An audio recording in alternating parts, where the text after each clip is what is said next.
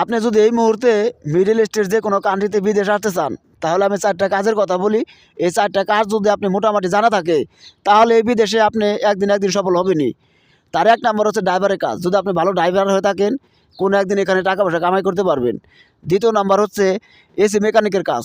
যেহেতু আরব গালফে যেহেতু প্রচুর গরম, আর এখানে মোটামুটি প্রত্যেকটা রুমে কোনায় কানায় এসি, তো এখানে এসির মোটামুটি ভালো কাজ আছে। তো যদি আপনি ভালো এসির কাজ জানেন, তাহলে কোনোদিন টাকা পয়সা ইনকাম করতে পারবেন। আর 3 নাম্বারে হচ্ছে হলো ইলেকট্রিকের কাজ। যদি আপনি ভালো কারেন্টের কাজ জানেন, ইলেকট্রিকের কাজ জানেন, তাহলে হয়তো আপনি এখানে কোনো একটা সময় টাকা পয়সা কামাইতে পারবেন। আর 4 নাম্বার যে কাজটা হচ্ছে, সেটা হচ্ছে প্লাম্বারের কাজ।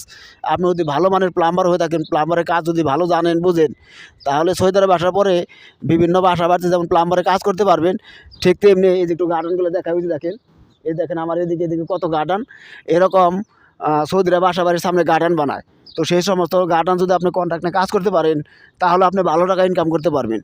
আশা করি আমার কথাগুলো বুঝতে পারছেন। বিদেশ আসার আগে অবশ্যই এই বিষয়গুলো লক্ষ্য করে বিদেশ আসবেন।